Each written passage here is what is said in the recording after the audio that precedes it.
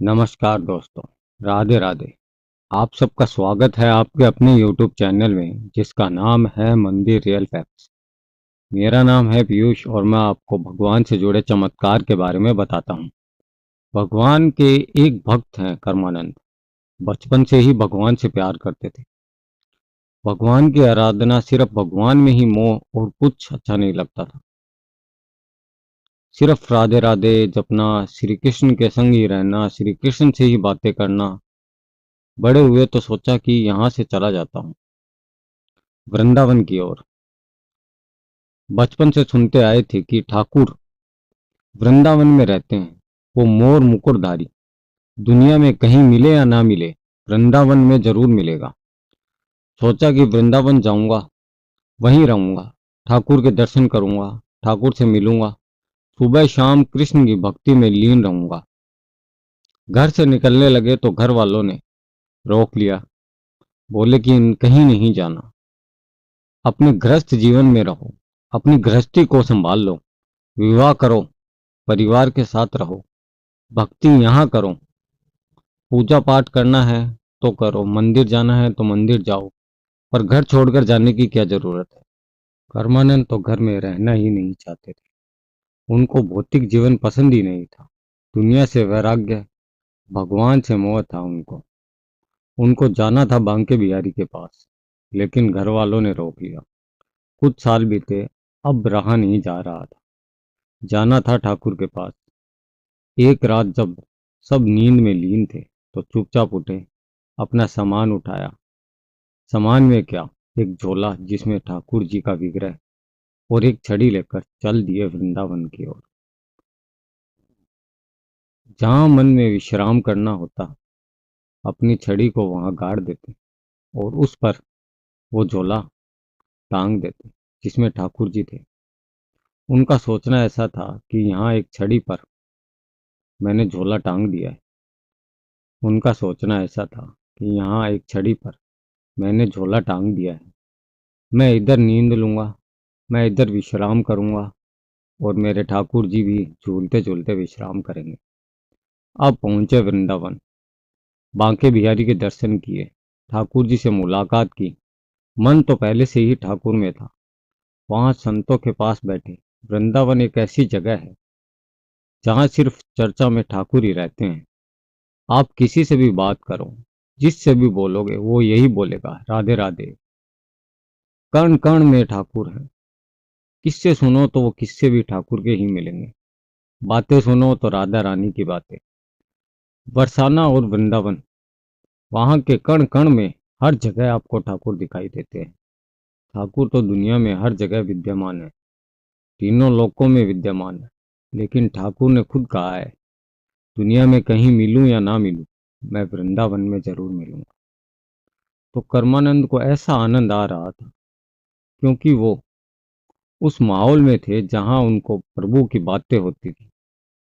दिन भर संतों के पास रहते, कभी इधर चले जाते, कभी उधर चले जाते, घूमते रहते थे, नाम जप करते रहते थे, कृष्ण कृष्ण राधे राधे। बस यही उनका जीवन था। किसी ने भोजन दिया तो खा लिया, नहीं दिया तो कोई बात नहीं। उनका पेट तो कृष्ण के नाम से ही भर जाता था। एक दिन ऐसे ही वृंदावन से बाहर किसी गांव में गए। वहां इनको नींद आ गई तो एक पेड़ के नीचे ठंडी छांव में लेट गए। जब लेट गए तो अपनी छड़ी जो है उसको हमेशा की तरह गाड़ दी।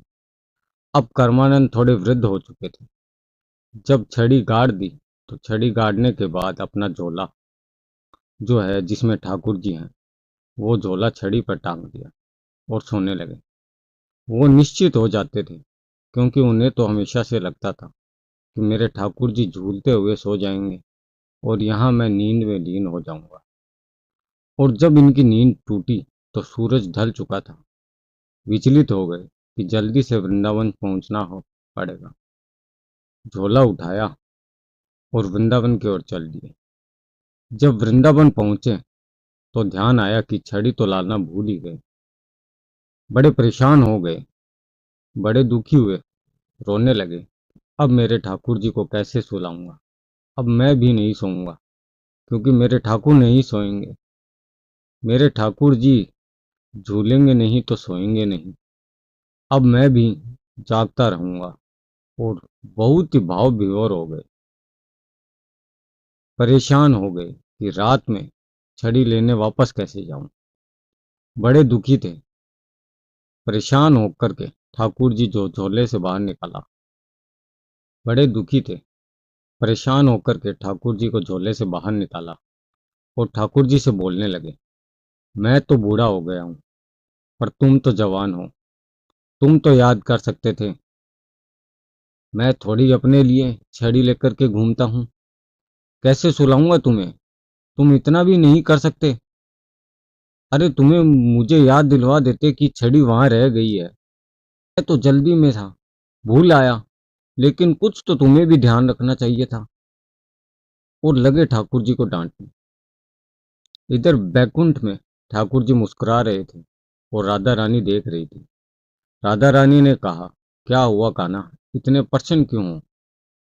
ठाकुर जी ने कहा कि मेरा एक भक्त है कर्मानंद, बहुत गुस्से में है। आज मुझे डांट रहा है। मैंने उनका कुछ काम नहीं किया। मैंने उन्हें याद नहीं दिलवाया कि छड़ी रह गई है, तो गुस्सा हो रहे हैं। तो राधा रानी बोली, पर तुम तो इतने प्रसन्न दिखाई दे रहे हो किसी की डांट सुन करके। भक्त तुम्हें डांट रहा है और तुम खुश हो रहे हो। तो कान्हा मुस्कुराए और बोले, सब मुझे भोग लगाते हैं, मेरी आराधना करते हैं, मेरी पूजा पाठ करते हैं। अपने मंत्रों से, अपनी पूजा पाठ से, अपनी आराधना से मुझे प्रसन्न करना चाहते हैं। कोई इतना सरल सहज नहीं होगा कि मुझ पर अपना हक जमाए, मुझे इतना प्रेम करे कि मुझे डांट भी। कर्मानंद मुझे बहुत प्यार करता है, उसके प्रेम से मैं प्रसन्न हूं। तो राधा रानी ने कहा कि फिर तुम्हें डांट रहा है तो तुम क्या करोगे? तो ठाकुर जी बोले कि राधा, मैं अभी मिलकर आता हूँ। और इधर कर्मानंद धरती पर ठाकुर जी को डांट रहा था, गुस्से में चिल्ला रहा था ठाकुर जी के विग्रह को पकड़कर, अरे तुम्हें नहीं सोना था? तुम्हें याद नहीं दिलवानी चाहिए थी छड़ी की? मैं भी नहीं सोऊंगा, तुम नहीं सोओगे तो।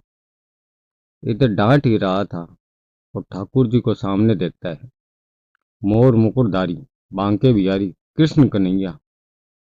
उन जैसी मुस्कुराहट तीनों लोकों में किसी की भी नहीं। वो कृष्ण कन्हैया है, जब नेत्र खोलते हैं तो पूरी सृष्टि खुशहाल हो जाती है, और जब मुस्कुराते हैं तो प्रकृति झूम उठती है। वही कृष्ण कर्मानंद के सामने खड़े थे। कर्मानंद भगवान को सामने देखते ही चिल्लाने लगा कि तुम्हें किसने बुलाया था? मुझे तुम्हारे दर्शन नहीं चाहिए, ना मुझे तुमसे मिलना था।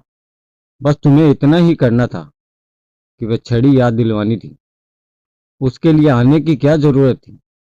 और भी बहुत काम होंगे तुम्हें। एक छड़ी याद दिलवा देते, तुम्हें इतना परेशान होना नहीं पड़ता। भगवान मुस्कुरा रहे थे, लगातार मुस्कुरा रहे थे। देख रहे हैं कर्मानंद को। कर्मानंद भगवान पर चिल्लाए जा रहा है, क्रोधित हुए जा रहा है। कुछ देर बाद कर्मानंद को एहसास हुआ कि अपने आराध्य पर चिल्ला रहा है, अपने ठाकुर पर क्रोधित हो रहा है। और ठाकुर मुस्कुरा रहे हैं।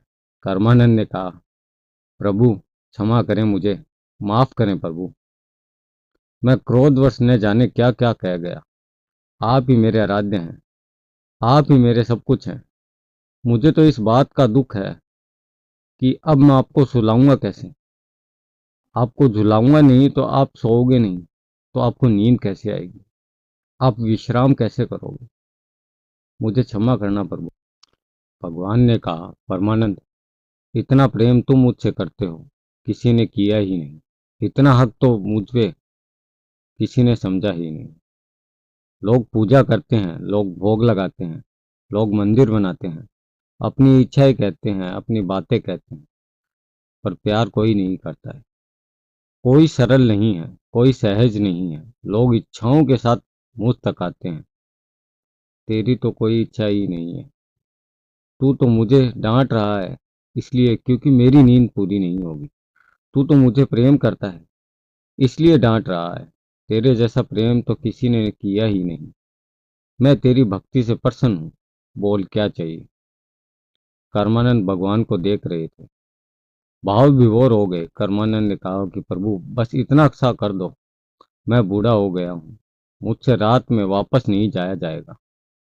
जाकर के वो छड़ी ला कर दो ताकि मैं आपको झूला झुला सकूं। भगवान मुस्कुराए और छड़ी लेकर आए। ऐसा भाव दुनिया में किसी का नहीं होता है। जब होता है तो भगवान वैकुंठ छोड़कर आते हैं।